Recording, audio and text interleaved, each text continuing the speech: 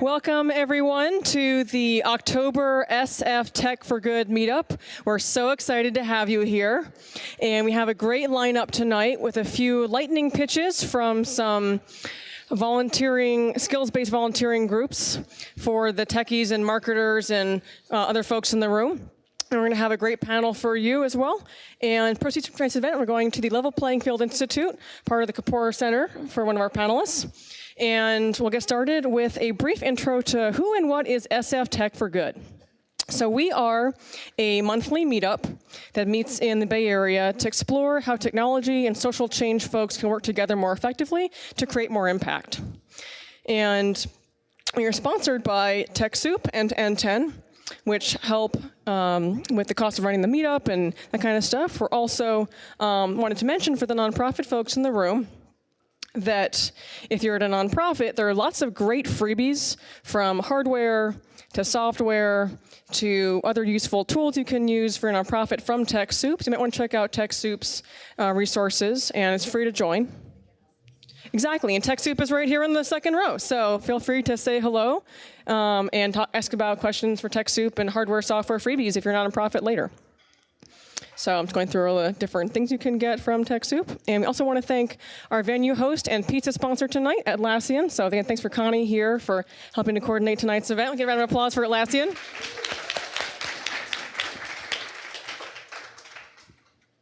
So before we get to the panel, we'll have some very short pitches about skills-based volunteering projects from Kirk at Volunteer Match and Rob as well. All right, hello everyone. My name's Kirk from Volunteer Match. Volunteer Match is a nonprofit whose mission is to promote volunteerism. And we do that primarily through our online website, volunteermatch.org. It's up on the board behind me. And that provides sort of an online marketplace where nonprofits and potential volunteers can come. So we provide an online marketplace where volunteers and nonprofits can seek each other out and hopefully make a meaningful connection. And just earlier this month, we celebrated our 10 millionth connection between a volunteer and a nonprofit. So it's an exciting milestone for us internally. We run a busy website, and there's always so much that we want to do and so much we can't get done. So a few of the areas where I would ask for skilled volunteering help would be, I'll run through them really quickly. SEO. If you're knowledgeable in SEO, we'd love to have you come and look at what we do, tell us what we're doing right, what we could do better, as well as what the future might hold the next couple of years, and what we should be looking out for. Security. Security is a big issue for us. I could imagine a skilled security expert taking a look at our site and either doing an external penetration test and giving us a report of vulnerabilities and recommendations, or potentially coming in and doing a more in-depth analysis, maybe a threat model or something, getting us to look at the things that we need to pay more attention to security-wise. Quality assurance and automated testing. We currently have some test coverage using Java and Selenium. We'd love you to come help us expand our test coverage using Java and Selenium. And also a nice byproduct of that would be if you could leave us with some best practices that would help us make our test suite more robust. And last but not least, software development is a big need. I could probably rattle off several things, but a couple I'll mention quickly. A short sort of time box project, a need that we have in the near future would be to migrate us off of an old SOAP API that we're using for GuideStar and onto their more modern REST API. A second project would be we have an API ourselves and we log every request to it. And we are always asking ourselves questions about, well, who's calling our API and what are they doing and who's not calling it and who's exceeding their call limits. It'd be very valuable to have someone come in, write something like maybe an Amazon Lambda function that would take that data and get it into something that we can search it with, maybe Elasticsearch or maybe even Redshift. But something where we can have non-technical users look at the data and answer their own questions. So there's lots of needs. If any of that sounds interesting, please come talk to me afterwards. Give you my card. I can give you more details. And thank you very much for your time. Hey everyone, I've been told 60 seconds or less, so I will do my best to be brief. My name's Rob Giddon. I am the co-founder and executive director of At the Crossroads. We are a street outreach, counseling, and advocacy program for disconnected homeless youth and young adults in San Francisco. We walk the streets at nighttime in the Tenderloin the Mission, reaching the kids who get kicked out of or never set foot into traditional programs. And our goal is to help them build outstanding lives, not just lives of subsistence. So in terms of our projects, first of all, everyone look backwards in Arun, raise your hand. Okay. Yeah, people, come on. Look backwards, that's Arun. Arun is an amazing volunteer of ours. He has been our webmaster for, 5 years, 6 years, but he desperately needs help. We have two very important projects. So in the crowd, can you raise your hand if you would describe yourself as a web developer of sorts? Okay. Can you raise your hands if you would describe yourself as a webmaster of sorts? Okay, this is good to know. So I'll focus on the web developer project. So we have two projects that we need help with. One is we need to migrate our site onto a new host. We currently get it hosted by a place that I'll just say sounds like Shrey TNT. The reason that I don't want to say their name is because they've crashed our site for a 4-day period in the last 2 years, and it's cost us thousands of dollars. We need to migrate that site over, and we're looking for people to help Arun with it. The second thing is we have our Summer Sunday hike site. Every year we do a fundraising hike up Mount Tam. This past year raised $125,000. We're a small organization that's 100% privately supported. We could have raised, I would imagine, another $50,000 to $100,000 if our website was stronger. So we need to build out the functionality of it. You would be partnering with Arun to help with this. If you have any questions about it, if you're like, I might be able to help, I'm not sure, I'm going to be hanging out. I'll be here afterwards for a little while. Come find me. I have descriptions of what we need. You can also look for Arun, who's very nicely modeling an At the Crossroads t-shirt in the back, which I really appreciate. It is a way that you can have a massive impact. I think people in the city ask the question, what can I do about the homelessness issue? One of the things you can do is have a significant impact on a homelessness organization that resonates with you, that you believe in. If you have a skill set that is in limited supply, it can have a massive impact on that organization. Thank you very much. Thanks for sharing information about these Tech for Good volunteering opportunities. And we'll start with the panel next. Just wanted to say we have Twitter. The hashtag today is SFN2. So please feel free to live tweet today, and we welcome your tweets. So first up on the panel, we'll be hearing from Connie Kwan at Atlassian. Hi, folks. Can you hear me okay in the back? Raise your hand if you can. All right, thank you. My name's Connie Kwan. I work at Atlassian. At Atlassian, we make products that help software engineers and teams beyond that collaborate and ship projects. So we ship products like Jira, Confluence, HipChat, Bitbucket, Stash, etc. You may or may not use them. If you're a developer, you probably have heard of them. I work at the Atlassian Marketplace, actually with Arun in the back there, and I'm a product manager there. In the past, I've worked at Microsoft, SunPower, various names. I've also had a startup called Real Meals, but I went to Presidio Business School, and it's a school that gives you a degree in sustainable management. So I'm super passionate personally about building businesses that are holistic and care and give back, and even better, businesses that are working directly on the problem. So the bulk of you here today are working on the problem directly, and I thank you for that. I think it's super important that we give back to society and that we are conscious about the work that we're doing. So I'd like to talk a bit about Atlassian and how Atlassian gives back. Atlassian has a foundation, and we go in the 1% model. So our founders have actually pledged 1% back to women's education from the very start. And all of our starter licenses, i.e. if you have 10 users or less and you buy Jira Confluence at $10, we make $0 off of those licenses. Those all go to Room to Read, which is a partner that we have. And over the 12 years that Atlassian has been around, we have donated over $4 million to Room to Read as a result. So as we become successful, Room to Read continues to have a steady income, which has been very important for them to scale their work in women's education and donating to libraries in areas like Cambodia. So our team has had a chance to go out there and visit their sites, and it's been an amazing experience for everyone.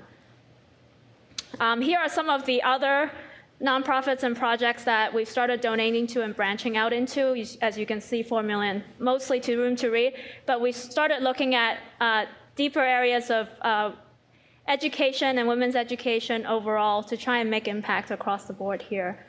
One of the great things about Atlassian is that we allow our employees to have 5 days a year to donate time to any cause that they believe in. That's why Arun is working on at the Crossroads.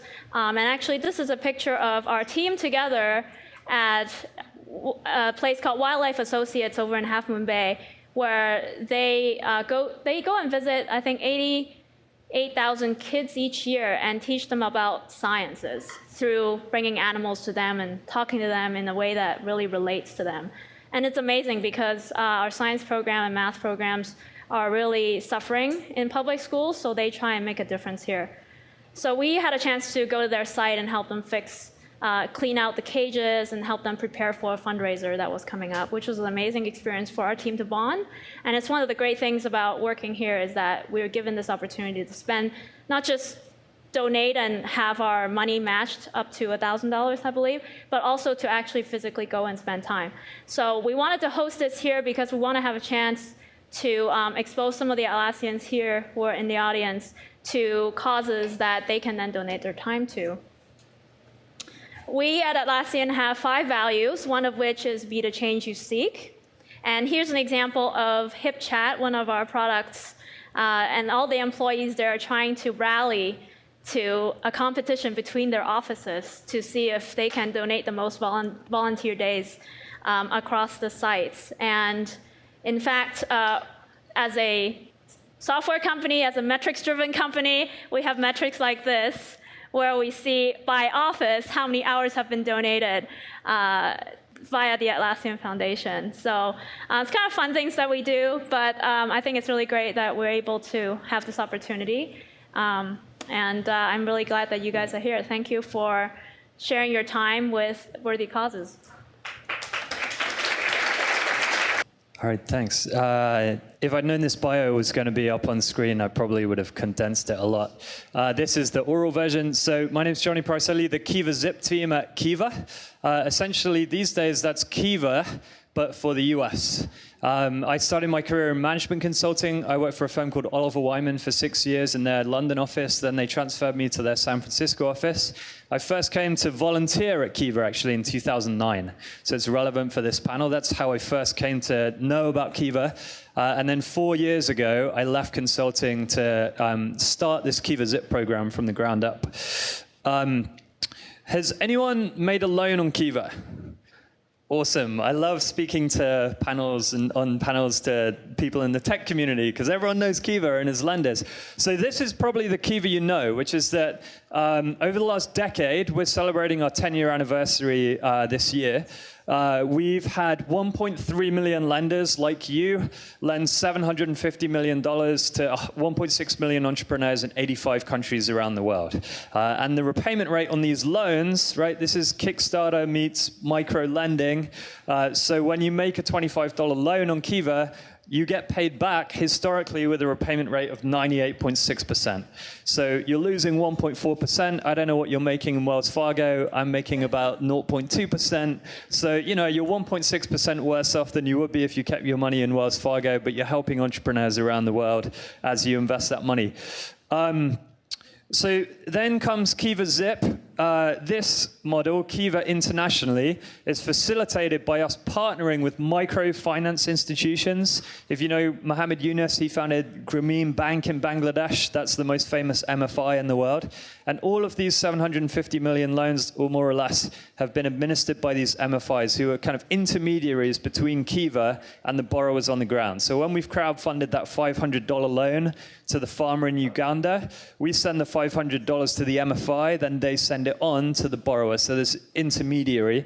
What Kiva Zip is, the program I lead, is essentially taking out the intermediary and sending that $500 directly to the farmer. So why would we do that? Three main reasons. The highest level reason is this one, that at Kiva, we're trying to reinsert human relationships into our financial system. Our mission is to connect people through lending to alleviate poverty. And so to break that down in terms of three reasons we launched this Kiva Zip more direct model, the first is we can expand access. So there are some small business owners who even these awesome nonprofit microfinance institutions might not be willing to lend to, either because they're seen as too high risk or because they're in a very remote rural region where there are no MFIs operating. So now if we lend directly to these entrepreneurs, we can expand access. Secondly, if we can we as a technology company try to get operational cost efficiencies and pass those on to borrowers in the form of lower interest rates. And then thirdly, and this goes back to this part, is if we have a direct connection between Kiva and the borrower, the entrepreneur, the small business owner, we can then much more easily promote connections between you guys as lenders and those borrowers. So we've seen lenders becoming customers of these small business owners, giving them business advice, becoming their brand ambassadors. So we talk a lot about social capital on Kiva, how we want to strengthen our borrowers' social capital as well as provide them with financial capital. And this more direct model enables us to do that. And then, as I mentioned before, this is a whole other conversation. There's so many learnings about this. Come talk to me afterwards if you're interested. When we launched Kiva Zip, this direct model, we launched it here in the US and in Kenya. And last month, we took the very difficult, but I think ultimately right decision to shut down the Kiva Zip Kenya program. So now Kiva Zip is also synonymous with kind of Kiva US, and it's just here. So this is a map of these small businesses that we've supported in the Bay Area over the last 4 years. We had a really big launch event in City Hall a couple of weeks ago, launching our Kiva City San Francisco program. And over the coming years, we want to support thousands of taquerias in the Mission and Vietnamese restaurant owners in the Tenderloin and, organic urban farms in Oakland. So this is Victor. Lastly, we'll end with a story. So Victor is from Mexico. He worked in the coffee industry for many, many years and was kind of building up savings and getting to know the industry. And he had this dream. He's probably the most entrepreneurial guy I've ever met. And he had this dream to start a coffee shop in the Outer Mission. And he needed capital. And he got rejected for a small business loan by everyone whose door he knocked on. And then he came to us, and we made him a $5,000 loan, which was crowdfunded by, I think, 67 lenders. Then he paid that loan back, and then he got out a $10,000 loan to open a second coffee shop. And just a couple of months ago, I got an email in my inbox with a picture of Victor from a nonprofit microlender here in San Francisco, and now they've made him a much larger loan. So that's the vision for us, is we're taking people that no one else will lend to, we're kind of graduating them into the financial mainstream and enabling them to then access larger forms of more conventional capital. So I've spoken for way too long, I think, but I'm gonna pause that. Awesome. Well, I am Tiffany Price, and I also don't like this very lengthy bio up here, but I work for the Kapor Center for Social Impact. We are an interesting organization that has multiple hats. We have the Kapor Center for Social Impact, Kapor Capital, and a nonprofit organization called the Level Playing Field Institute that are all connected by a unified mission towards increasing diversity in the tech ecosystem using various and sundry strategies.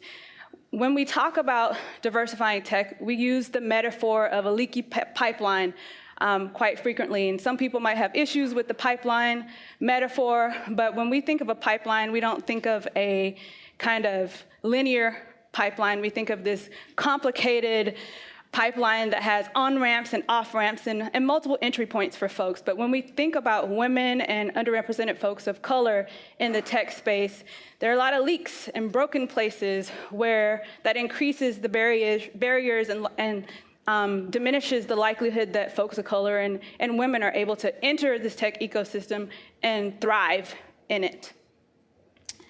So the Kapor Center tries to support the leaky pipeline through various and sundry ways. We try to support this leaky pipeline issue through education. That means educating folks of color all along this pipeline, from youth and kind of programs that give them access to STEM programs, or through the entrepreneurship area and beyond.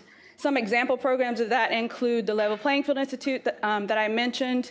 They have a summer math and science honors academy that allows underrepresented youth to spend about 5 weeks on college campuses, namely Stanford, Berkeley, most recently UC Davis, and actually live on campus, have some technical skill building through tech classes in CS or high-level engineering coursework. Another example would be supporting an organization like Build Up, which recently had an entrepreneurship fellowship program, which takes underrepresented founders of color who are looking to enter into this tech startup space, but don't necessarily quite have the chops to get into a Y Combinator, but are able to spend a couple of weeks working with professional mentors and building their product up, and also increasing their skills in terms of pitching so that they can get larger funding. Other areas include tech and innovation. We support these areas to make it easier for folks underrepresented in tech to enter or remain in the pipeline. And an example of that would be investing in a platform like Jopwell, which we funded through our Kapor Capital team, it's led by founders of color and helps match diverse candidates with tech and other types of companies. So a lot of tech companies struggle with finding what they deem quality candidates of color. So Jopwell has a platform that is basically like a matchmaking service for those types of folks. We do that through research. An example of that is recently we held a convening that brought together researchers from all over the nation who actually research implicit bias and hidden bias in the workplace, and brought tech companies and philanthropy and nonprofit folks into the room to have conversations about how recent research on this topic can have positive impact or negatively impact workplace diversity. And these are just a few of the myriad types of efforts that we have in trying to make an impact in tech diversity. But you guys are here to learn more about kind of how you as an employee or how your company can further kind of amplify your own philanthropy. It's difficult coming from the perspective of we are a philanthropic institution who's taking a family's money and trying to have a positive impact in the world. But how within the work that we do we create opportunities for other folks to also exercise their philanthropy? One of those ways is supporting campaigns like the I Look Like an Engineer campaign. Michelle Glauser approached us, and she had done a lot of work around how do we amplify the fact that a lot of the folks who are engineers don't look like the typical engineer. They're not middle class, white males who wear t-shirts and jeans. They're actually a diverse pool of folks. And so we joined forces with them to create opportunities for folks like you who are in the tech space, who want to use your identity as a platform to raise awareness and to encourage folks who maybe they're underrepresented youth who don't have any folks in their family or folks in their networks who look like them, who are actually tech engineers that they can look up to. But they might be in 19th Street, Oakland BART station and see this billboard and say, oh, there are some people that I may know, because a lot of the folks that we used for this program were high school students that had gone through Level Playing Field Institute SMASH program, or people that they may have seen in their community that they may be able to reach out to and connect to. So they can begin to see themselves in these roles that were traditionally not, that they did not envision themselves being in. Some other opportunities are supporting organizations that work with youth. I mentioned the Level Playing Field Institute a lot because they are a partner organization. A couple of weeks ago, I had the opportunity to go with them to Atlanta to coordinate a hackathon on Morehouse College's campus and bring about 100 8th to 10th graders to this college campus over the course of 2 days to work with mentors to help them, go through the process of thinking about a problem that they're having in their community around education, and to ideate in their teams to create some type of tech tool, app, or web page to solve that problem. And this is a perfect example of a way that individuals in the tech community or in the education community or the community more broadly speaking can spend some quality time with some young people who don't get that type of focused attention in tech. This particular photo is an example of a hackathon that we had at Twilio a couple of months prior to the Atlanta hackathon.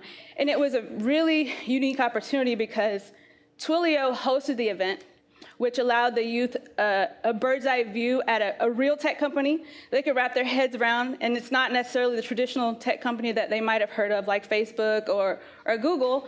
But they got to come inside and see the facility. The CEO was there with his family, which was a unique opportunity for the youth to kind of speak into their lives as well.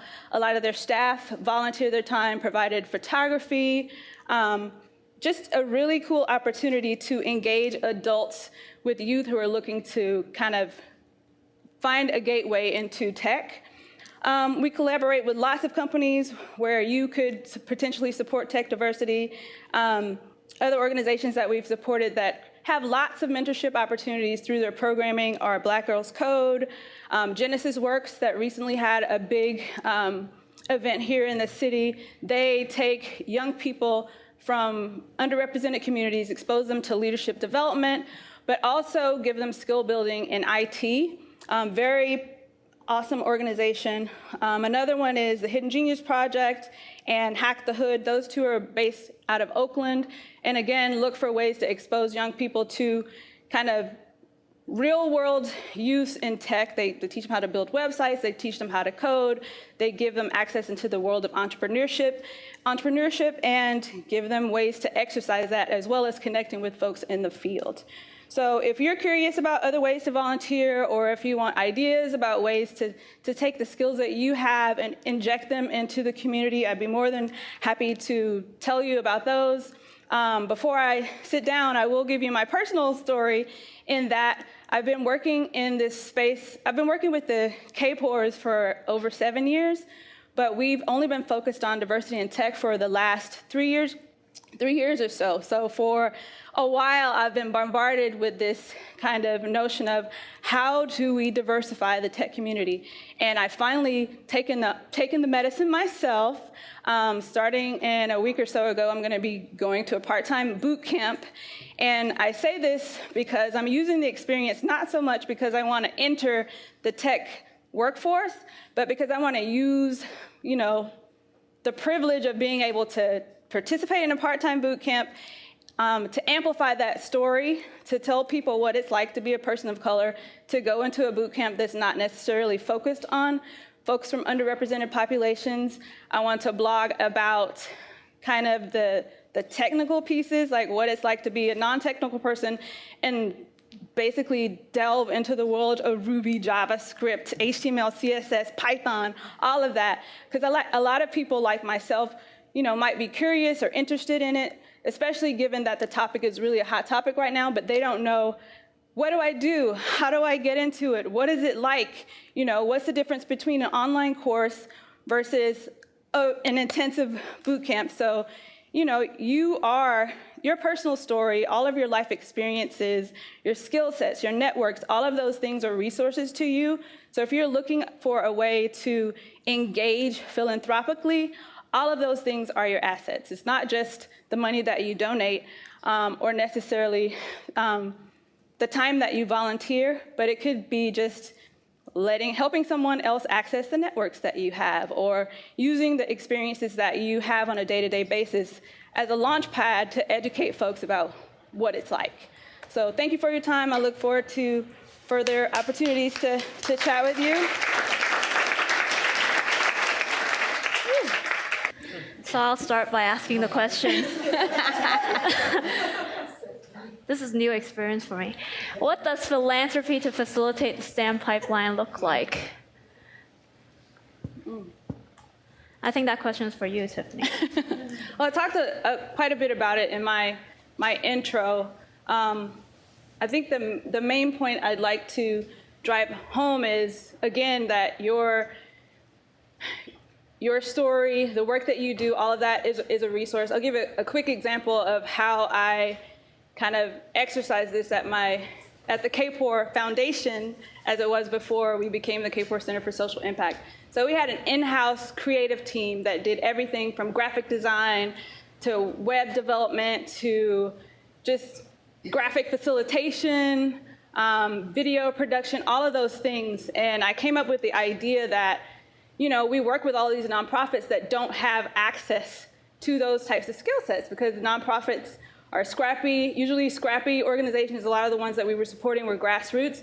They didn't have the resources that it would take to revamp a website and things like that. So we created an application process such that our nonprofit grantees could apply for in-kind support from our in-house creative team. Yes, they worked full-time. Yes, they worked for all those different entities, including the foundation, the nonprofit Level Playing Field Institute, our in-house kind of overhead organization, Kapor Enterprises. But because their orientation was already towards social justice, they left at the idea of giving back above and beyond the typical work that they did. So it was a unique opportunity. It's something that I feel like any organization can do. If you have a conference room, you can give back. You can invite kids who are in Black Girls Code or whatever STEM-oriented programs are that exist in your area into your organization to kind of see what it is that you do. You can, for example, like the Twilio Hackathon, you can, as a team, volunteer to support things like that, where you don't have to go very far from what you're close to and familiar with. I'm curious, are you working with Hollywood to produce a movie that features a women of color engineer? Well, because I think Hollywood, more than anything else, affects what we believe is the reality.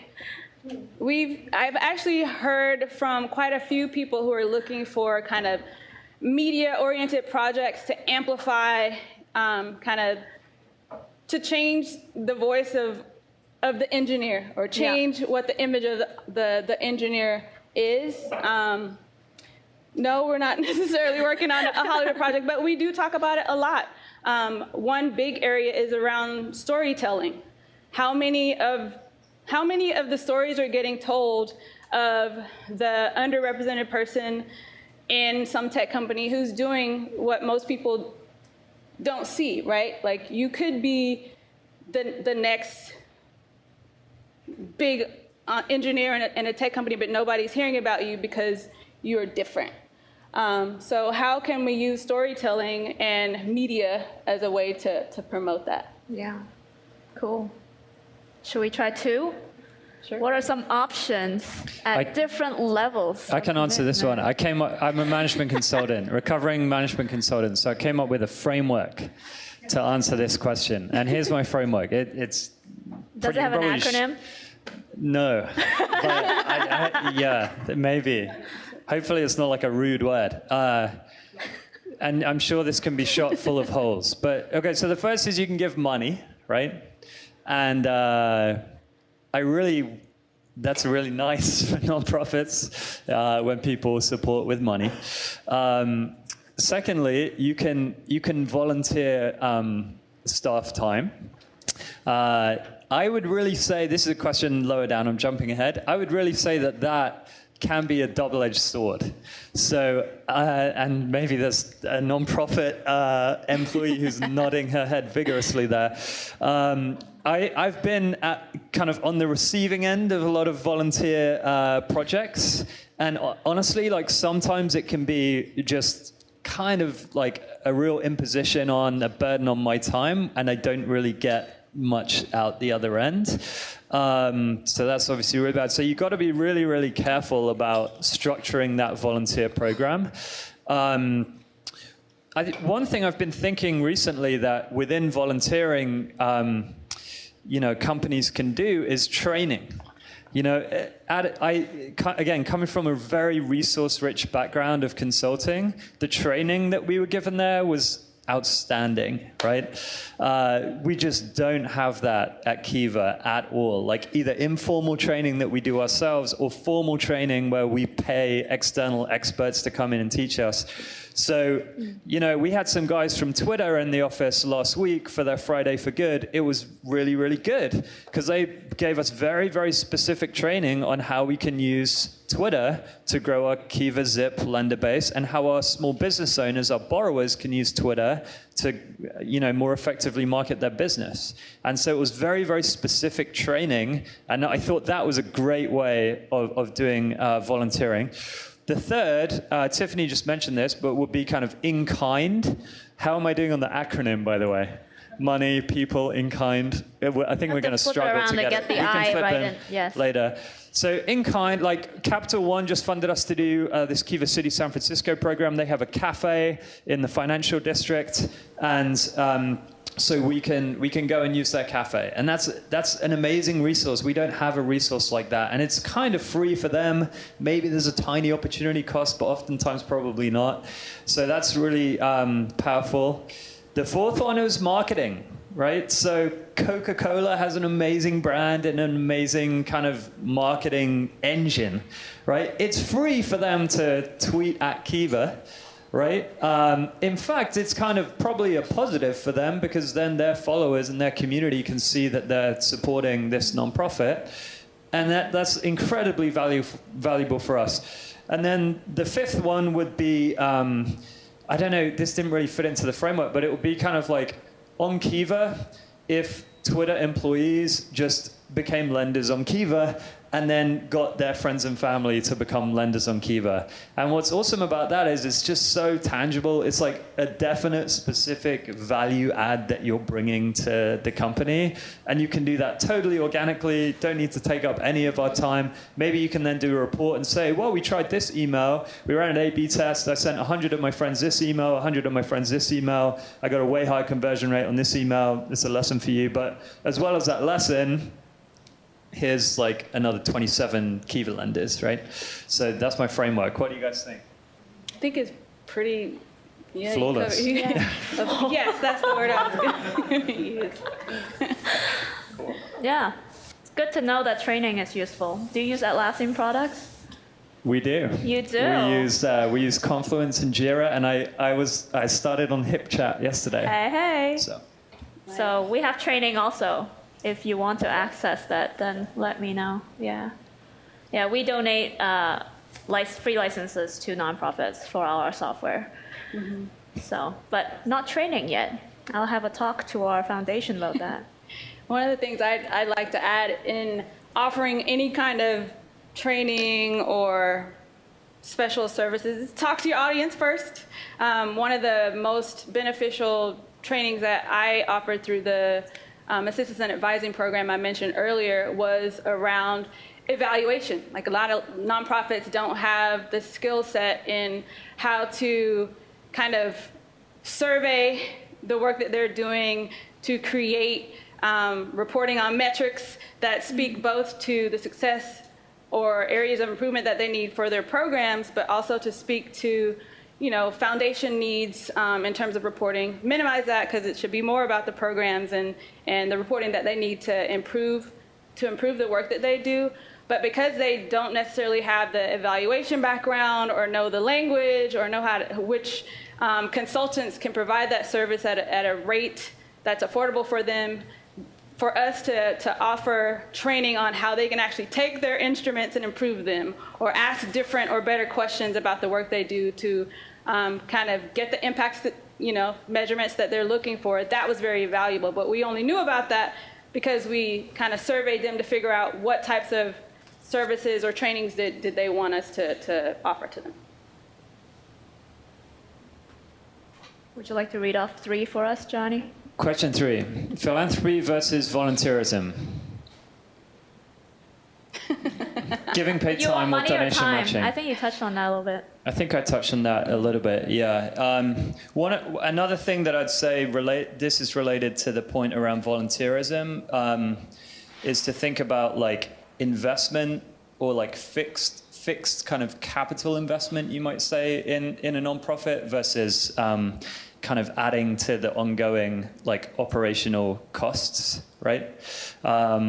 So I've done a couple of hackathons that have been really good and a couple of hackathons that have been really bad. And the bad ones, it's kind of like we kind of come up with this solution for a problem, but then to manage that on an ongoing basis is kind of taking up a lot of engineering resources, which are extremely precious and constrained at Kiva. And so it tends to then just kind of fall away. And so the more valuable hackathons are where it's like we make an improvement to the code base or the business processes, whatever it is, which then actually, it's kind of like a capital investment that then lowers the operational costs going forward, which then actually frees up bandwidth. So just kind of try to think about like, if you're doing volunteering, are the processes that I'm kind of adding on gonna kind of create more churn and like more burden on the kind of, the nonprofits that we're trying to help? Yeah. It's a hard question. I'll give you a quick story of a conversation that I had this week from a tech company that wanted to do more to support the team that they worked with at a hackathon. So they wanted to provide like a month to 3 months additional support to this team that won, but had to basically come down to the bottom line. We're a consulting-oriented tech company that has a lot of projects that need to happen by a certain timeline. And if you pay us to do this work to support the youth, then we can do it because we can offset those costs. But if it's purely volunteer, they could not. So those are the types of issues that you have to think about when you want to create kind of volunteer programs, especially if you want them to be organization-wide versus individual, because it's easier for the individual to make that decision themselves about whether or not they want to sacrifice, add additional time at the end of their day to connect with some youth versus a whole team doing it has very different implications. So. Yeah. Connie, I have a question for you. Yeah, if I could add to that from the perspective of an employee giving time or money to a cause and what it means for organizations that provide both options, I think you can, for individuals who want to give to a cause directly, it's helpful that they're able to experience what the team or the group, the people, the nonprofit, the group who is trying to do good is trying to do, so that they can then bring that message back to their company and be a marketing vehicle. I think that is probably the most powerful value for the nonprofit. Yes, the person is actually going to take as much time of yours as they are able to contribute, at least on the first go. But they might be able to bring more volunteers in. They might repeat volunteer again. And that's when you really get the value. And for the person who is involved, it's super valuable because then they really get to be hands-on and be a part of your cause. So I think there is value beyond just the work that they're putting in for the nonprofit. And then the other thing is they could bring more volunteers, but they also bring money sometimes. Like we have matching, and we have a blog, internal blog, where people can write about their experiences. And often they're like, I'm working for this cause. Would you donate, $50, $100 to it? And then the company will match it, and then it doubles, right? So that's another way to really involve more people in your cause and spread the word. Yeah. I got a question for you, Connie, on Atlassian. And by the way, did you guys see the slide on the Atlassian contribution of time by office? The metric there was definitely driven by the Sydney office, right? Yeah, that's it should be hours office per staff person. I feel, but the Sydney office is probably voting on no, it's going to be total hours, and the guys in Manila are working so many hours for nonprofits, and it's still only at 85. But here's my question: so for Atlassian, do you think it's better to set kind of philanthropic giving and volunteering policies and directions kind of top down? and say, all right, this is the cause that we're all going to get behind as a company this year, or overall, or to organically bottom up let your employees kind of choose their own directions? We actually do a bit of both. So our founders partnered up with Room to Read. They were super passionate about that cause. And I think by committing most of our energies on it, we're able to build a story around it and really help one organization do the work. Because then they have, the trouble, I think, with fundraising, and I've done some fundraising in the past, is it's not steady every year. And so at the end of the year, you're panicking again. You have to do it all over again. And that's a lot of energy wasted that you could otherwise contribute to your cause. So the reason we partnered, one of the main reasons is we wanted this organization to no longer panic at the end of the year and just be able to go and do that work. And then we encourage employees to give any cause that they want. So we set the theme for the foundation to be education and women's education in particular, but employees volunteer for all kinds of causes. For animals, for at-risk youth, for like anybody, local, global, anything that you want. So then there is a bottoms up, like I said, people will have competitions with each other to try and donate to causes that they believe in. They'll team up, like I recruited my whole team to go work on one cause together. They will create campaigns where they're trying to get people to donate. So somebody created an icon that goes in front of your profile face. So if you donate to his cause, then you get a little golden camel that walks across your thing. So everybody in the company now knows that you donated to his cause. So he was raising money for a cause. And he was just doing it as an individual, so he has that impact across the company. And it's cool because I think the founders set the tone for, hey, let's give back, let's be very proactive about it. And then people found their passions and found cool ways to kind of engage everybody in the company. This is a little bit kind of self-serving and kind of, this is a Kiva example, so forgive me, but one really cool innovation that we've discovered over the last few years in terms of employee engagement is this partnership that we did with HP. So HP has 270,000 employees around the world. And so they gave each of those employees a $25 free trial of Kiva. And so then, the CEO of HP emailed everyone and said, hey, we are giving you $25 to lend on Kiva. But it was HP's money, so then the money would actually come back to HP. So it didn't really cost HP that much money. Actually, as it turns out, they then, after a few years, are going to donate everything that's in the account as a grant to Kiva. So they get like the impact of their staff lending on Kiva and then the grant as well. But of the 270,000 global employees, they've had now over 50% participation. 50% have used that $25 gift card and made a loan on Kiva, created an account on Kiva. And what I think is so cool about that, firstly, it's grown our lender base by 150,000, which is amazing, right? So you saw 1.3 million. So what's that? Like over 10% of that now is from this one HP partnership, which is incredible. But it's very reciprocal as well, the benefits. It's amazing employee engagement for HP. Like their employees have said, this whole partnership with Kiva has just made me feel so proud to work at HP, to come together in service of this cause. But then also, it's amazing branding. We have a Teams page at Kiva. The top two teams are the Kiva Christians and the Kiva Atheists, and they're like in a battle for the #1 team. But HP is now the 4th biggest team in the history of Kiva. And so anytime someone clicks on the Teams link, which is in our top nav at the top of our site, they're seeing HP.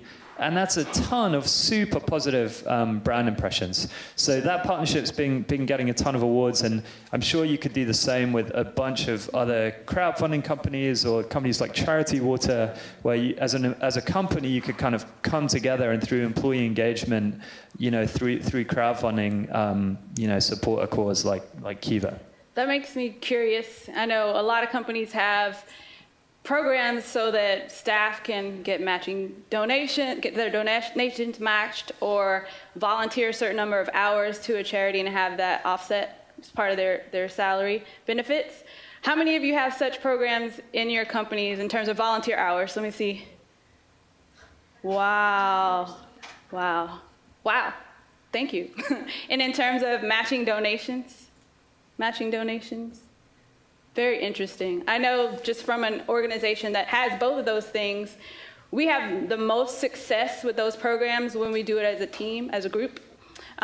Because, the day-to-day work, we get really busy and focused on the issues at hand.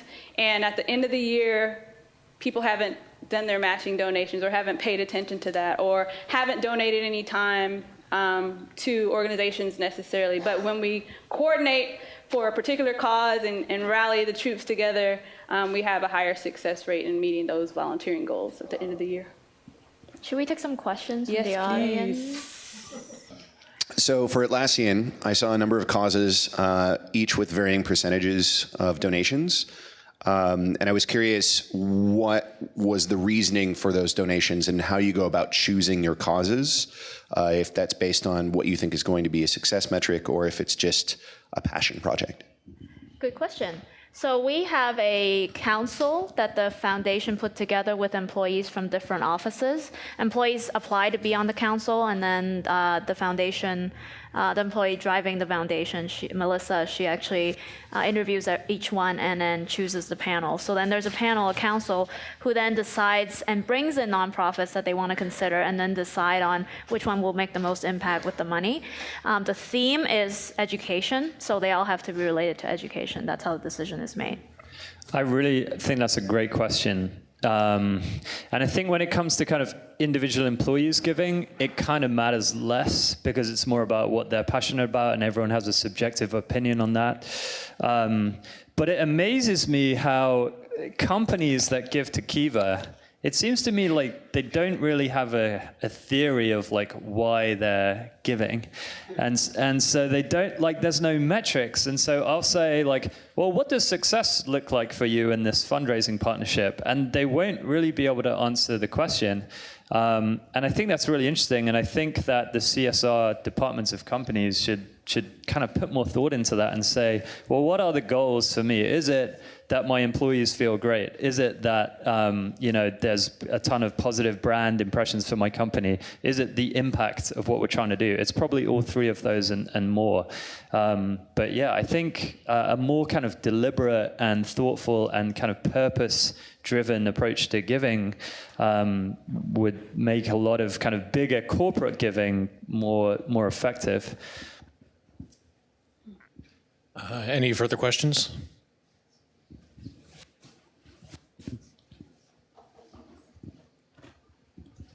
Thanks. My name's Erica. I work in development for a brand new baby startup called Breathe for Change that does wellness programs for public school educators.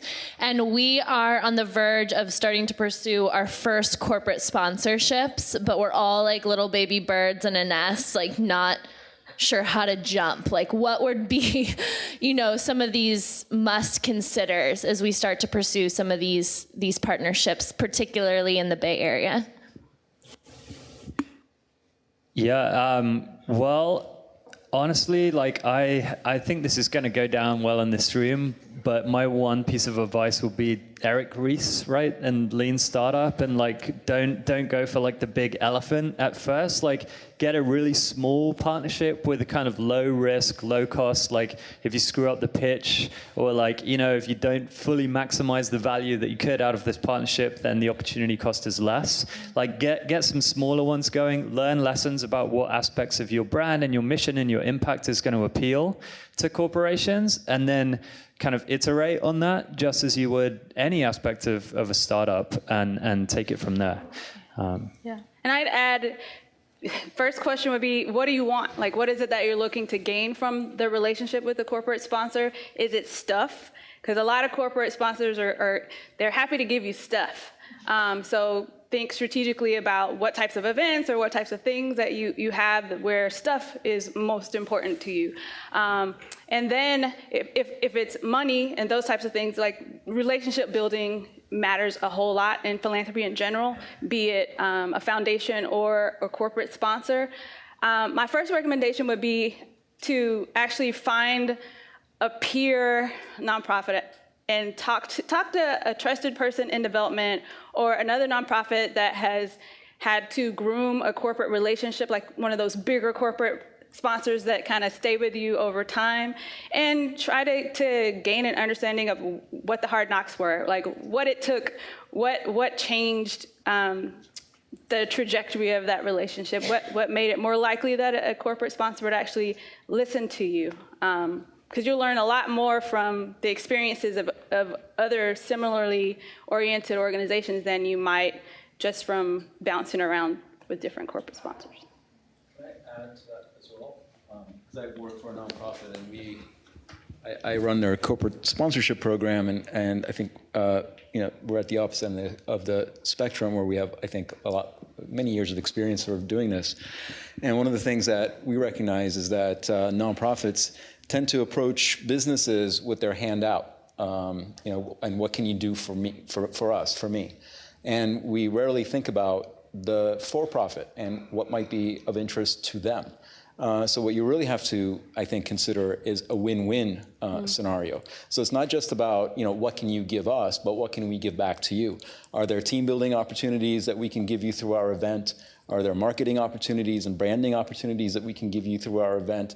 Volunteering opportunities where you can build community through that. There are a lot of things that can be offered to a corporation, to a for-profit entity that would be of interest to them. So you really have to, I think about the value proposition and begin to turn the table a little bit on sponsorships, because the days of we're a lowly nonprofit and we need your help are really over. It has to be a win-win scenario. Yeah, and also recognize that with corporate sponsorship comes relinquishing control over certain things in some instances. For example, I'll give you an example of a hackathon that we did. The more corporate monies we brought in, the more we had to add in terms of bandwidth for judging. So we had a lot of judges for a hackathon where we wanted to have a limited number of judges to keep the time manageable. But because you're accepting larger amounts of money from, corporate sponsors, sometimes you have to bend and be flexible with your work. So. Next question. So I have a similar question actually to yours, but I think more on a community level. So when we registered for this event, you guys had us choose whether or not we were a nonprofit or we were a techie. So there was a very clear divide. And I just wonder, perhaps based on the demographics of the room, it seems like my guess, and again, this is a stereotype, is that we're more on the nonprofit side. And even if that's not true, which is amazing, I guess my question is, how do we get more corporations involved in this conversation, and how do we get them to step up to the plate and join us here? Can we do a quick vote? Yeah. Let's also not forget nonprofit techies. Yes, exactly. Okay. So nonprofits, raise your hands. Okay. Techies. Huh? Wow. Nonprofit techies.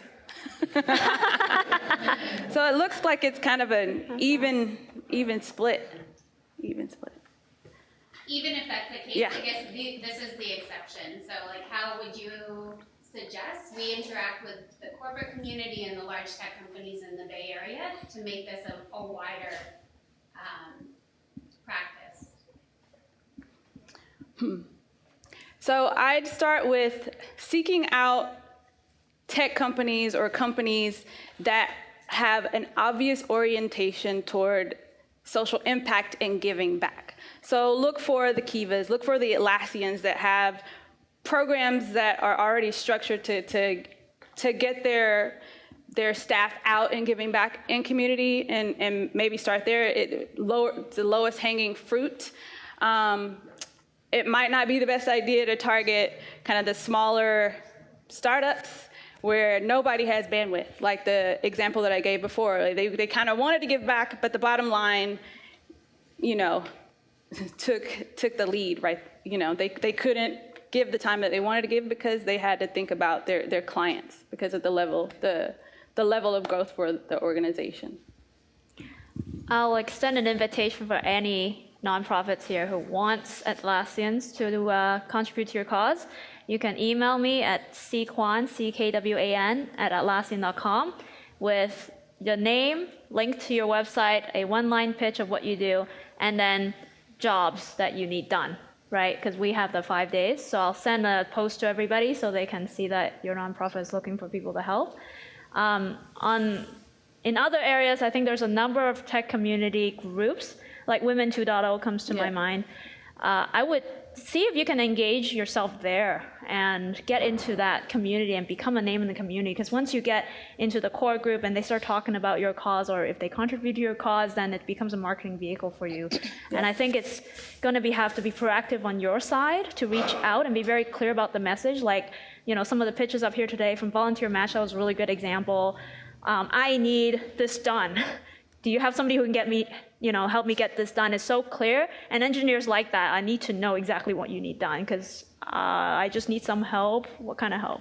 I need to migrate a SQL database, like from what to what, right? So if you're very clear, you're gonna get better responses, I would say. A couple of examples of organizations that you can look to do what you're asking. One is called Act On. It's a new platform started by If We.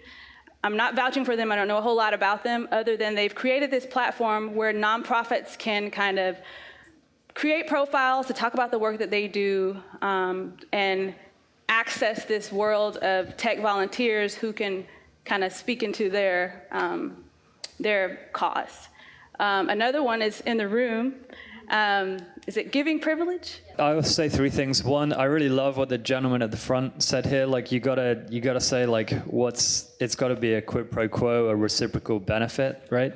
The second is kind of lower the barrier to entry, right? So if you say, hey, give me 50 grand of grant funding, that's like a big ask. But if it's like, hey, I'd love to come and do a brown bag to your staff so you can learn about my organization, that's free.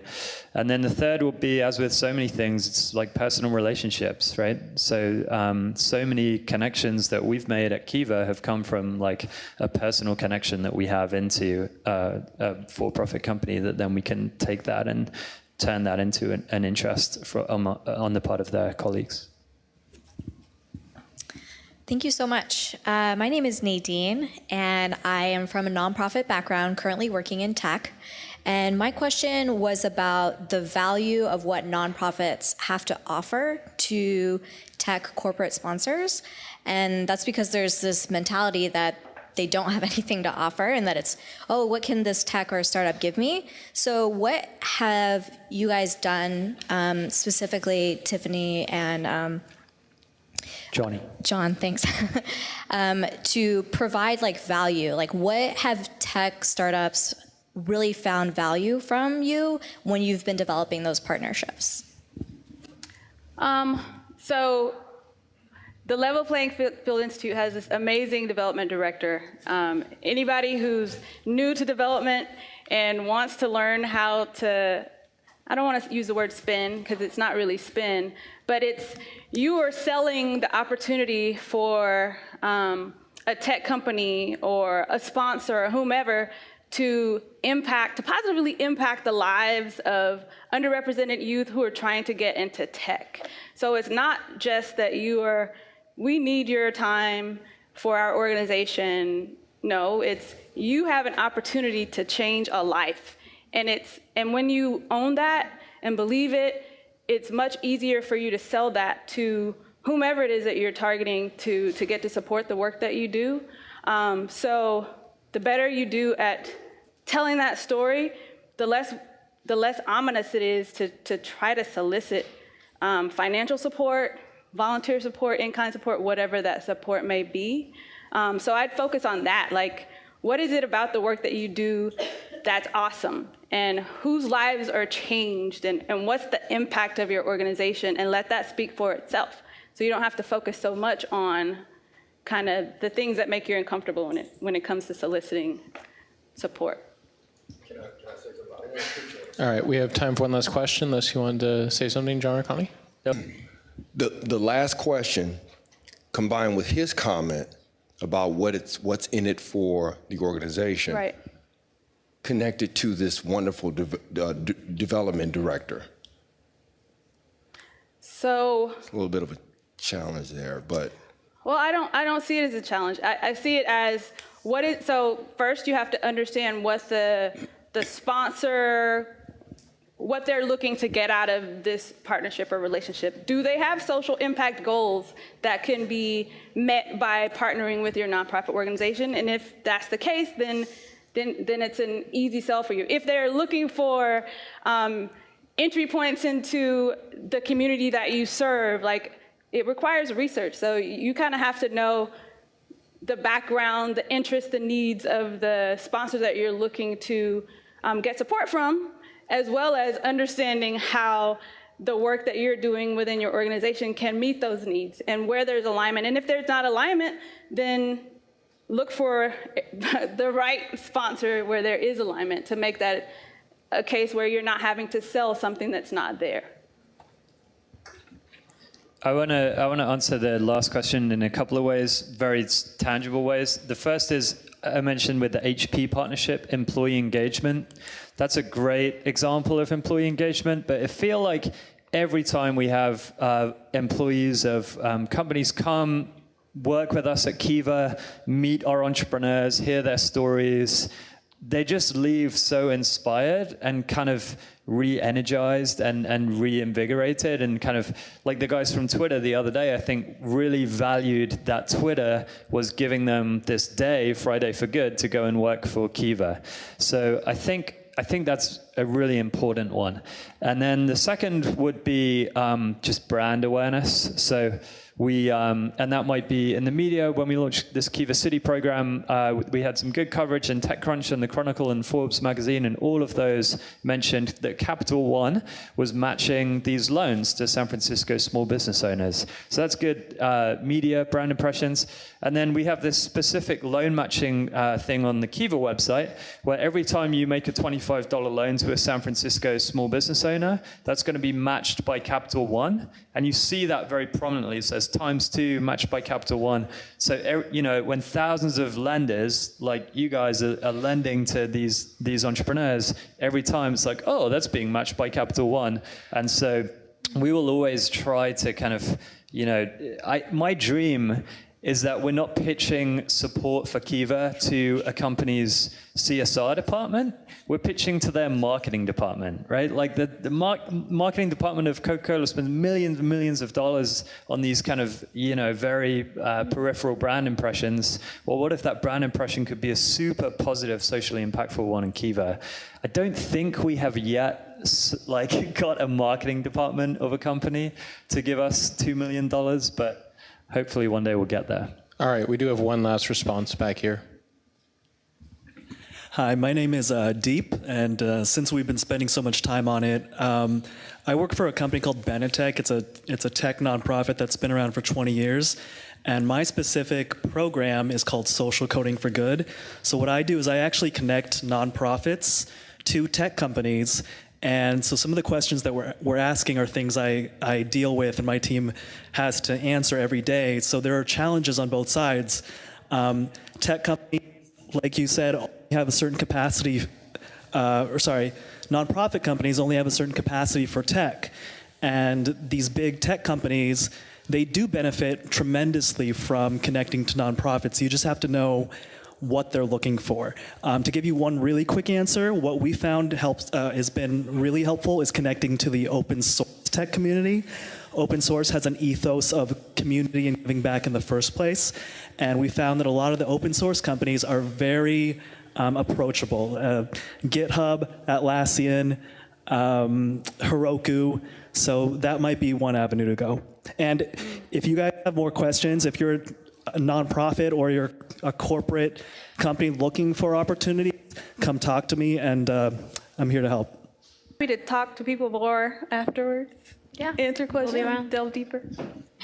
So thanks again to our lovely panelists, and for Atlassian for hosting and providing the pizza, and also to our volunteer skills-based volunteering pitches. And thanks to everyone. We'll be able to stay around here for another 40 minutes or so to keep schmoozing and chatting and share resources. So thanks again.